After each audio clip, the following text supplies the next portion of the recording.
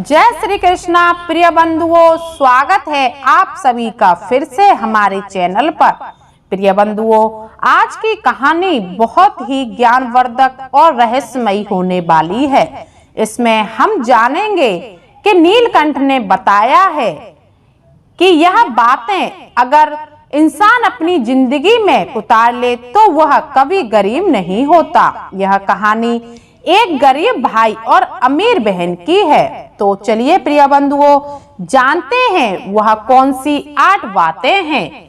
कहानी शुरू करने से पहले मेरा आपसे एक निवेदन है कि आप हमारी वीडियो को शुरू से अंत तक जरूर देखें, और यदि आप हमारे चैनल पर नए मेहमान बंधु दर्शक बनकर के आए हैं तो मेरा चैनल सब्सक्राइब जरूर कर लें। तो चलिए प्रिय बंधुओं, सीधे कहानी पर ध्यान देते हैं। बहुत समय पहले की बात है। किसी जंगल में एक नीलकंठ अपनी पत्नी के साथ बैठा हुआ था। नीलकंठ की पत्नी अपने पति से बोली कि प्याजी, आजकल के लोग इतने गरीब क्यों होते हैं? ऐसे क्या बात होती है जिससे यह गरीब रह जाते हैं? तभी नीलकंठ कहता है कि मैं तुम्हें एक कहानी सुनाता हूँ जिससे तुम्हारी समझ में आ जाएगा। यह कहानी एक गरीब भाई की और एक अमीर बहन की है। प्रिय बंधुओं, तभी नीलकंठ की पत्नी कहने लगी कि ठीक है, सुनाओ, मैं सुनने के लिए तैयार हूँ। तभी नीलकंठ कहानी सुनाने लगता है और उसकी पत्नी कहानी सुनने लगती है। नीलकंठ कहने लगा कि बहुत समय पहले की बात है। किसी गांव में एक गरीब किसान रहता था। उसकी पत्नी और उसके 2 बच्चे थे, एक लड़का और एक लड़की। वह अपने बच्चों से बहुत ही प्यार करता था। उसके लड़के का नाम रामू और लड़की का नाम राधा था। प्रिय बंधुओं, तभी वह बताता है कि लड़की देखने में बहुत ही सुंदर थी। धीरे धीरे दोनों बच्चे बड़े होने लगे और उसकी लड़की जवान होने लगी। अपनी लड़की को देखकर वह बोला कि हमारी लड़की बहुत ही सुंदर है और सुंदर के साथ साथ गुणवान भी है। क्यों ना मैं इसकी शादी के लिए लड़का देखूं? अपने पति की बात सुनकर उसकी पत्नी अपने पति से हाँ कह देती है और कहती है कि कोई अच्छा सा घर देखकर इसकी शादी कर दो। प्रिय बंधुओं, फिर वह किसान अपनी लड़की के लिए लड़का देखने लगता है और वह बहुत बहुत दूर तक उसके लिए लड़का दिखाता है। तभी वहीं पड़ोस के गांव में एक बड़े घराने में अपनी लड़की का रिश्ता तय कर देता है, क्योंकि उसकी लड़की बहुत ही सुंदर और सुशील थी। लड़के वालों को वह लड़की बहुत ही पसंद थी। जैसे तैसे करके वह अपनी लड़की की शादी उस पैसे वाले घर में कर देता है। इधर प्रिय बंधुओं, उसका पुत्र भी जवान हो जाता है। फिर उसने अपने पुत्र की शादी अपने बराबर के लोगों से कर ली। उसकी पुत्र वधू गरीब घराने की थी। प्रिय बंधुओं, उस किसान ने अपने दोनों बच्चों की शादी कर दी थी।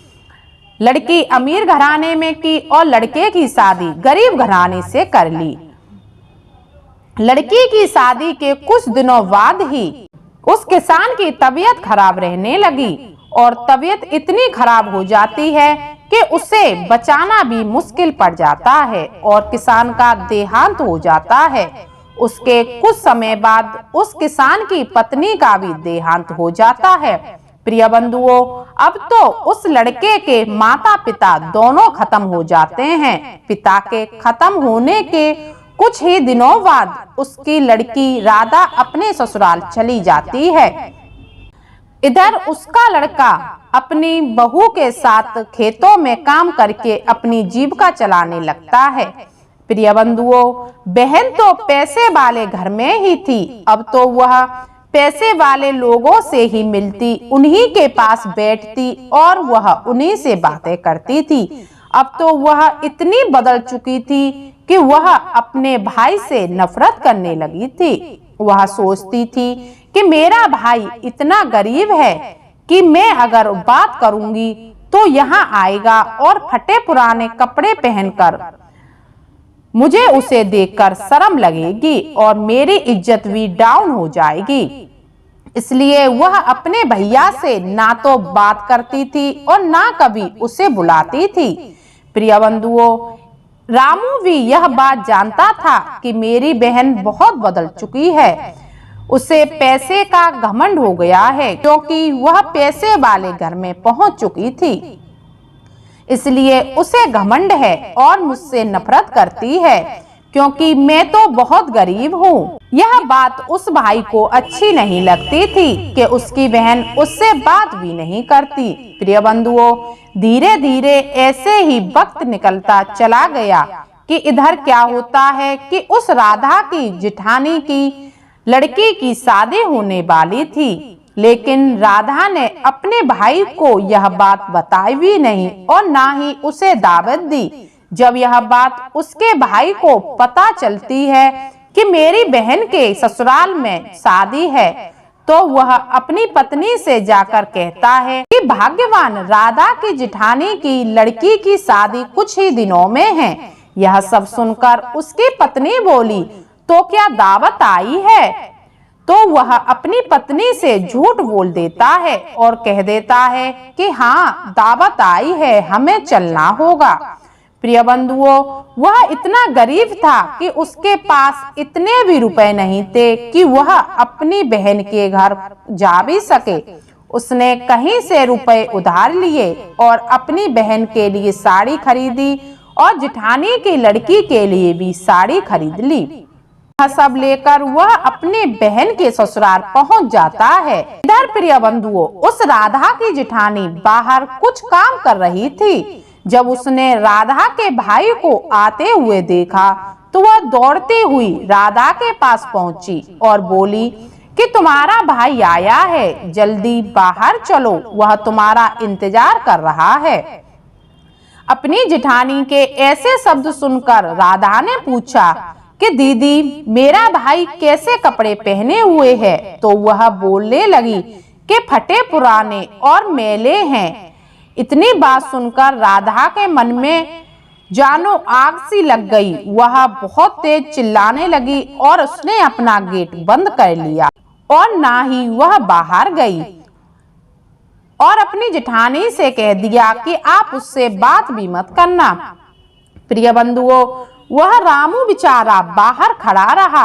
4-5 घंटे तक वह बाहर खड़ा रहा, लेकिन कोई उसको लेने बाहर नहीं आया। तभी जिठानी ने फिर देखा कि वह बेचारा बाहर ही खड़ा है, तो फिर वह दौड़ते हुए गई और कहा, राधा, तुम जाती क्यों नहीं? तुम्हारा भाई अभी तक बाहर खड़ा है। तभी वह जिठानी से बोली कि दीदी, भाई को पीछे वाले दरवाजे से बुलाकर ले आओ। उसकी जिठानी ने वैसा ही किया। वह पीछे वाले दरवाजे से उस रामू को अंदर बुला लाई। रामू जब अंदर आ जाता है तो अपनी बहन से दुख भरी आवाज में बोला कि बहन, क्या तुम मुझे भूल गई हो? तुम्हें मेरी बिल्कुल याद नहीं आती? इतना कहने के बाद उसकी आंखों से आंसू गिरने लगते हैं, लेकिन उसकी बहन इतनी घमंडी हो गई थी कि उसे अपने भाई का दुख भी नहीं दिखाई दे रहा था। वह तुरंत कहने लगी कि तुम्हें यहाँ किसने बुलाया था? तुम्हें किसी ने दावत दी थी जो तुम यहाँ गंदे कपड़े पहनकर मेरे पास चले आए? तुम्हें तो कोई शर्म है नहीं और मेरी जो इज्जत है तुम उसे भी मिट्टी में मिलाना चाह रहे हो। प्रिय बंधुओं, ऐसी बात सुनकर उसके भाई के समझो पैरों तले जमीन खिसक गई थी। उसकी आंखों से आंसू बहने लगे।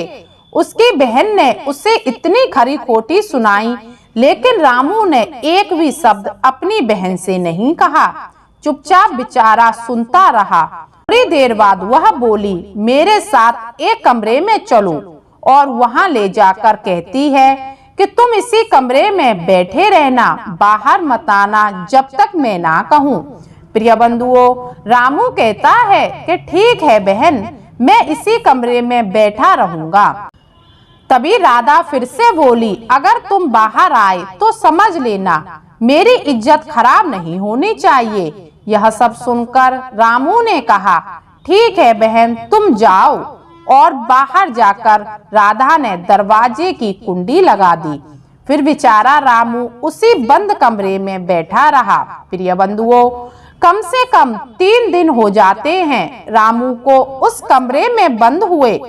भूख प्यास से तड़पने लगता है, लेकिन उसकी बहन लौटकर उसे देखने नहीं आती। अब उसकी हालत इतनी बिगड़ने लगती है क्योंकि उसे 3 दिन हो चुके थे बिना कुछ खाए और पिए। प्रिय बंधुओं, अब रामू की हालत इतनी खराब थी कि धीरे धीरे गेट के पास तक तो आ गया और अंदर से ही दरवाजा खटखटाना शुरू कर दिया। इधर राधा की जिठानी उधर से निकल रही थी। जब उसने देखा कि इस कमरे में कोई बंद है, उसने जब आवाज सुनी तो उसने दरवाजा खोला। दरवाजा खोलते ही उसने देखा कि राधा का भाई इसमें बंद है। तो उसने पूछा कि आपको बंद किसने किया? प्रिय बंधुओं, वह बेचारा भाई कुछ बोल ना सका। वह रामू कहने लगा कि अब मैं घर जा रहा हूँ। इतना कहकर वह अपने घर के लिए चल देता है। चलते चलते रामू को रास्ते में ही चक्कर आने लगते हैं क्योंकि उसने अपनी बहन के घर 3 दिन से पानी तक नहीं पिया था। गर्मी इतनी तेज थी कि रामू को चलना भी मुश्किल हो रहा था। प्रिय बंधुओं, गर्मी की वजह से उसे इतने जोर से चक्कर आने लगे कि वह एक साथ गिर जाता है। इतने में वहां पर एक बूढ़ी माँ आ जाती हैं, जो उसे पकड़ लेती हैं और गिरने से बचा लेती हैं।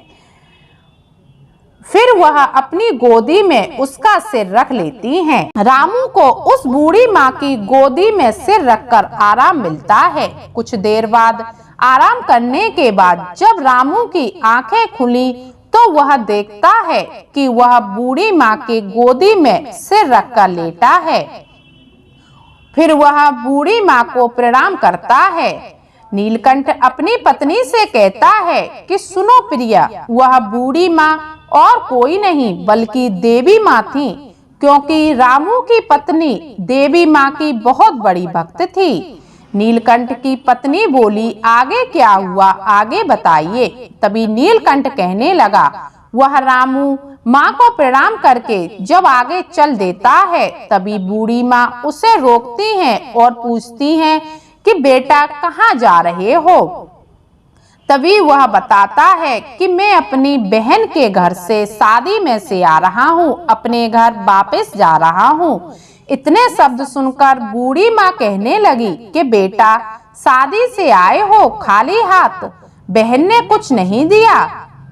इतना सुनने के बाद रामू ने कहा, आपसे क्या छुपाना, आपने तो मेरी जान बचाई है। और रामू ने अपने ऊपर बीती सारी बात उस बूढ़ी माँ को बता दी। बूढ़ी माँ ने कहा, बेटा चिंता मत करो, यहाँ से कुछ देर मेरा बगीचा है, उसमें से तुम खरबूजे और ककड़ी ले जाओ और कह देना मेरी बहन ने भेजे हैं, तो तुम्हारी लाज बच जाएगी। प्रिय बंधुओं, वह वैसा ही करता है। खरबूजे और ककड़ी उस बगीचे में से रख लेता है। उसके बाद वह अपने घर की तरफ चल देता है। इधर जब वह अपने घर पहुंच जाता है, उसकी पत्नी और बच्चे भागकर रामू के पास आ जाते हैं और कहते हैं, हमारी बुआ ने हमारे लिए क्या भेजा है। तभी रामू ने ककड़ी और तरबूज वाली बोरी अपनी पत्नी को पकड़ा दी। कहता है, इसमें जो है वह खा लो। फिर अंदर बोरी ले जाकर उसके बच्चे तरबूज निकालते हैं तो क्या देखते हैं कि तरबूज में सोने के बीज भरे हुए हैं। यह सब जब उसकी पत्नी ने देखा तो उसने सोचा कि शायद दीदी को हमारी गरीबी पर तरस आ गया है, इसलिए दीदी ने हमें यह सब भेजा है। प्रिय बंधुओं, फिर उसने दूसरा तरबूज काटा तो उसमें भी हीरे जवाहरात निकले। यह सब देखकर वह पति के पास जाती है और कहती है कि तुम शादी करने गए थे या दीदी से यह सब लेकर आए हो। तभी रामू कहने लगा कि क्या है, मैंने नहीं देखा।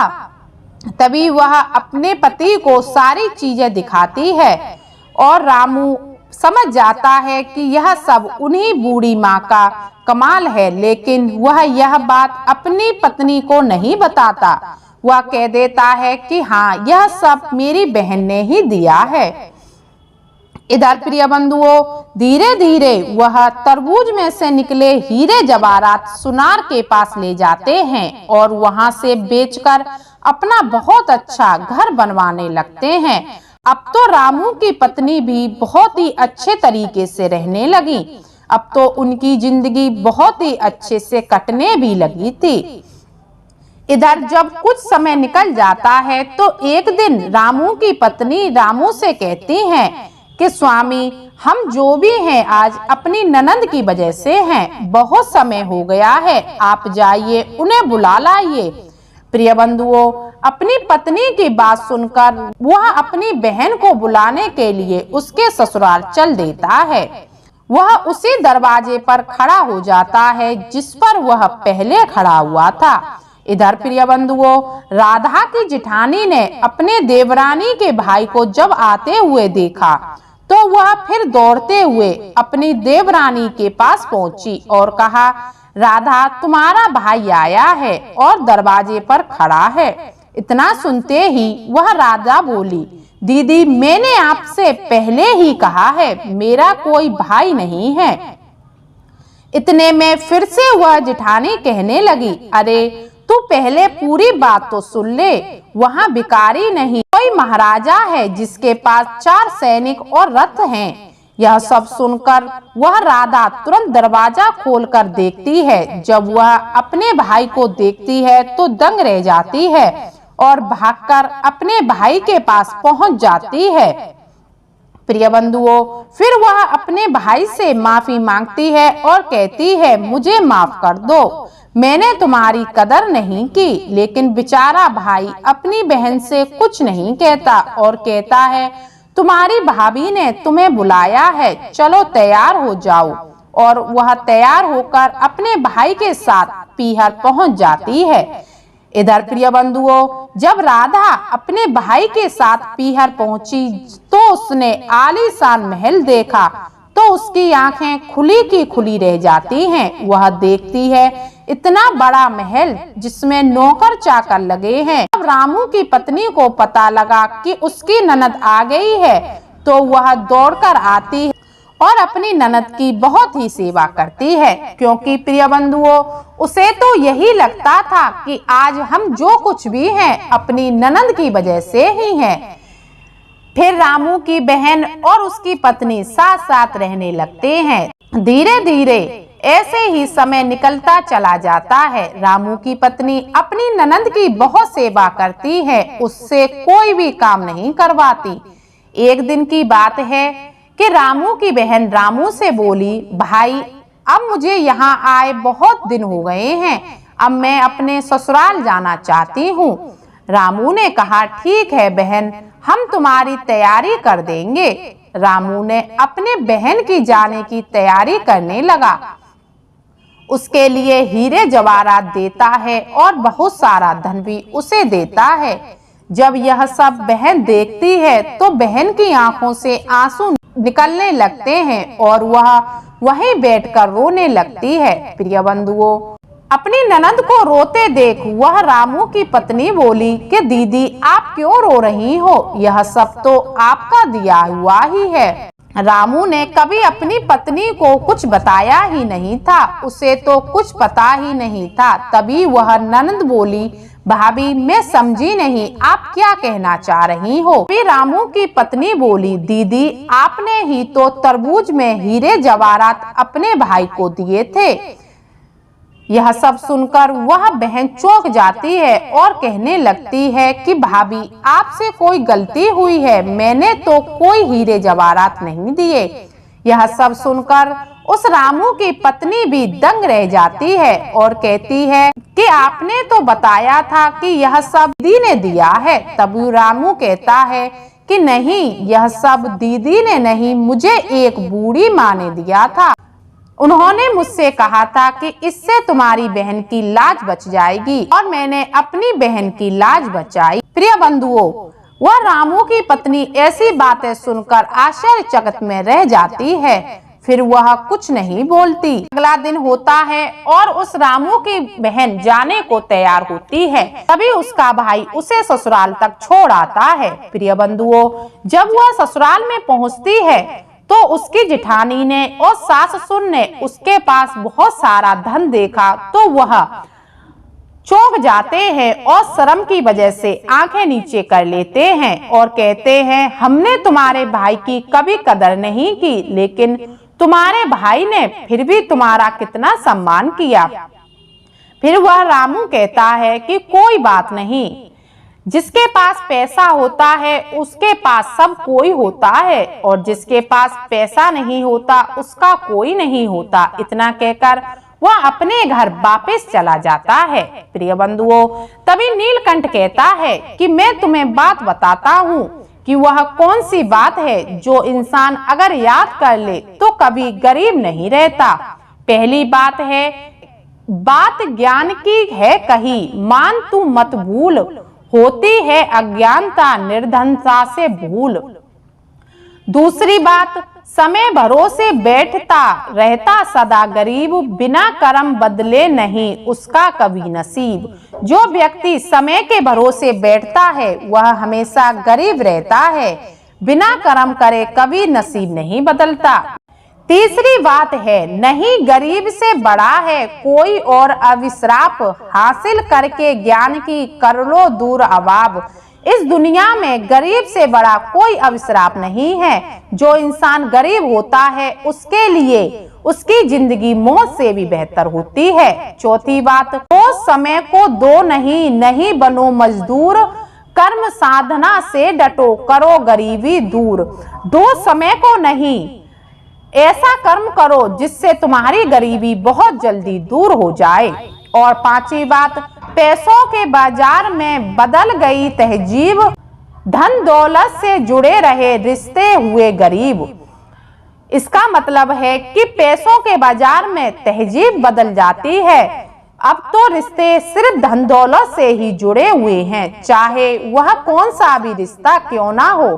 प्रिय बंधुओं, नीलकंठ की पत्नी यह सब बातें सुनकर बहुत ही प्रसन्न हो जाती है और कहती है, मैं समझ गई मनुष्य को क्या करना चाहिए जिससे वह कभी गरीब नहीं रहता। ना कहकर वह नीलकंठ और नीलकंठ की पत्नी आराम से वहीं पर रहने लगते हैं। तो प्रिय बंधुओं, कैसी लगी आपको यह कहानी? अगर आपको यह कहानी पसंद आई हो तो कमेंट बॉक्स में राय जरूर देना और हो सके तो अपने मित्रों के लिए भी शेयर कर देना। अब फिर मिलेंगे अगली वीडियो में, तब तक के लिए सब्सक्राइबर दर्शक बंधुओं के लिए राधे कृष्ण।